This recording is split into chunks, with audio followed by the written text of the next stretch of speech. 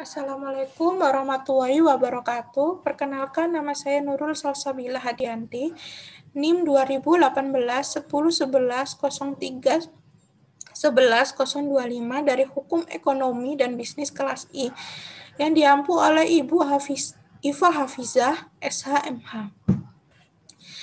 Dalam video kali ini, saya akan menjelaskan sedikit mengenai hukum kepailitan dan penundaan kewajiban pembayaran utang.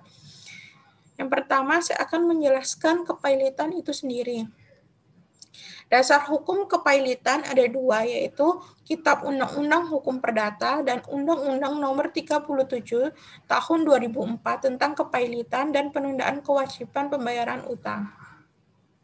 Yang selanjutnya, ada pengertian dari kepailitan.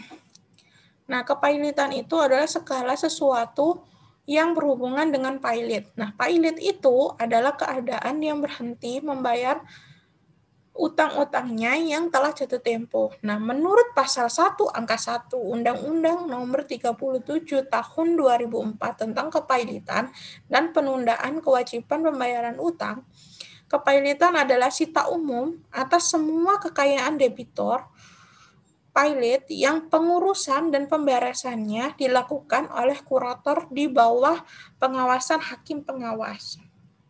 Yang selanjutnya ada tujuan kepailitan, mendapatkan penyitaan umum atas kekayaan debitur, yaitu segala harta benda debitur disita atau dibekukan untuk kepentingan semua orang yang menguntungkannya, sehingga semua kreditur mendapatkan pembayaran secara adil.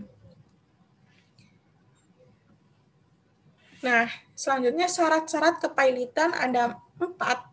Yang pertama, seorang debitur harus mempunyai lebih dari satu utang. Yang kedua, permohonan pailit diminta oleh pihak yang diberikan kewenangan untuk itu. Yang ketiga, pernyataan pailit oleh pengadilan niaga. Yang keempat, minimal mempunyai satu utang yang sudah jatuh tempo dan dapat ditagih. Yang selanjutnya ada langkah-langkah kepailitan. Yang pertama, permohonan pailit. Yang kedua, keputusan pailit berkekuatan tetap. Yang ketiga, rapat verifikasi. Yang keempat, perdamaian. Yang kelima, homologasi akur. Yang ketujuh, pemberesan liwidasi. Yang kedelapan, rehabilitasi. Yang kesembilan, kepailitan itu berakhir.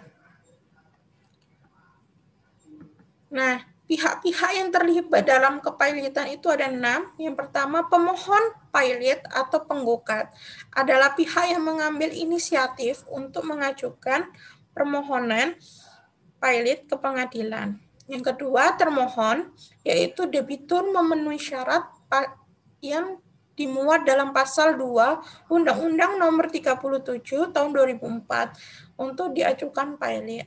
Yang ketiga, hakim pengadilan niaga adalah hakim yang ditunjuk untuk memeriksa dan mengadili perkara kepailitan. Yang keempat, hakim pengawas adalah hakim yang ditunjuk oleh pengadilan untuk mengawasi kurator dalam mengurus dan membereskan harta pailit. Yang kelima, ada kurator, adalah balai harta peninggalan atau orang persorangan yang diangkat oleh pengadilan untuk mengurusi dan membereskan harta debitur pailit di bawah pengawasan hakim pengawas. Yang keenam, ada panitia kreditur, yaitu pihak yang mewakili kepentingan para kreditur dalam kepailitan. Selanjutnya, ada pihak-pihak yang dapat dijatuhkan pailit. Ada 4. Yang pertama ada orang perorangan, yang kedua perserikatan atau perkumpulan yang tidak berbadan hukum lainnya. Yang ketiga ada perorangan, perkumpulan, koperasi, yayasan yang berbadan hukum. Yang keempat ada harta warisan. Nah, akibat pernyataan pailit, yakni seluruh harta kekayaan si pailit jatuh dalam keadaan pensitaan umum yang bersifat konservatoir. Yang kedua, si pailit kehilangan hak untuk mengurus dan menguasai harta kekayaannya sendiri. Yang ketiga, harta kekayaan si pilot diurus dan dikuasai oleh Balai Harta Peninggalan sebagai jaminan. Yang keempat, dalam putusan hakim ditunjuk seorang hakim komisaris yang bertugas memimpin dan mengawasi jalannya pelaksanaan kepailitan. Nah, berakhirnya kepailitan itu sendiri ada 4.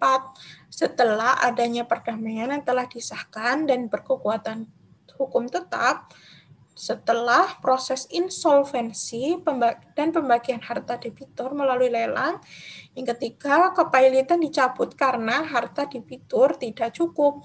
Yang keempat, putusan pailit dibatalkan di tingkat kasasi atau PK. Nah, selanjutnya saya akan menjelaskan penundaan kewajiban pembayaran utang.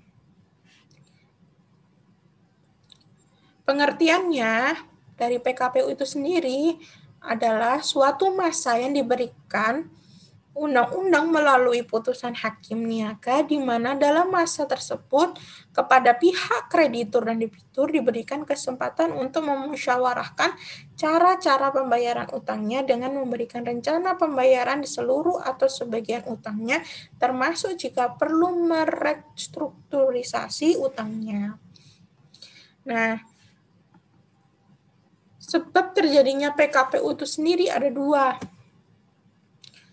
Keadaan yang sulit seperti jatuh rugi, kapal tenggelam, pembekuan simpanan di bank, sehingga debitur kekurangan uang untuk membayar utang-utangnya. Namun kesulitan itu belumlah sedemikian rupa sehingga dia berada dalam keadaan berhenti membayar yang sebenar-benarnya. Jadi debitur belum perlu dipailitkan karena hanya dibutuhkan waktu untuk memperbaiki keadaan ekonominya.